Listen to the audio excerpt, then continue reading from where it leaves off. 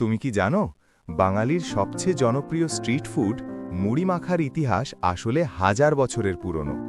প্রাচীন ভারতে ধান সংরক্ষণ করার জন্য গরম বালিতে ধান ভেজে বানানো হতো মুড়ি।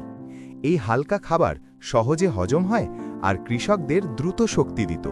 তাই বাংলা, বিহার আর ওড়িশায় মুড়ি হয়ে ওঠে সাধারণ মানুষের প্রতিদিনের খাবার। পরে গ্রাম বাংলায় মানুষ মুড়ির সঙ্গে সর্ষের তেল, পেঁয়াজ কুচি, কাঁচা লঙ্কা আর লবণ মিশিয়ে খেতে শুরু করে।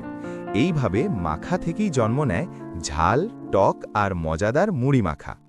১৯ শতকে কলকাতা শহরের ফুটপাতে বিক্রেতারা এতে যোগ করল চানাচুর, ভাজা বাদাম, ধনেপাতা আর লেবুর রস। তারপর দ্রুত হাতে মিশিয়ে কাগজের ঠোঙায় দিয়ে বিক্রি করা হতো। কলেজের আড্ডা, ট্রাম স্টপ আর স্টেশনে মুড়ি মাখা হয়ে উঠল সবার প্রিয় নাস্তা। মুড়িতে থাকে কার্বোহাইড্রেট আর বাদামে থাকে প্রোটিন আর ভালো ফ্যাট, তাই এই ছোট্ট খাবার একসাথে দেয় স্বাদ আর শক্তি। আজও বাংলায় বিকেলের আড্ডা এক ঠোঙা মুড়ি মাখা ছাড়া যেন অসম্পূর্ণ। তোমার মুড়ি মাখায় কি বেশি পছন্দ, সর্ষের তেল না চানাচুর? কমেন্টে জানাও। আর এমন আরও ভারতীয় খাবারের ইতিহাস জানতে সাবস্ক্রাইব করে রাখো।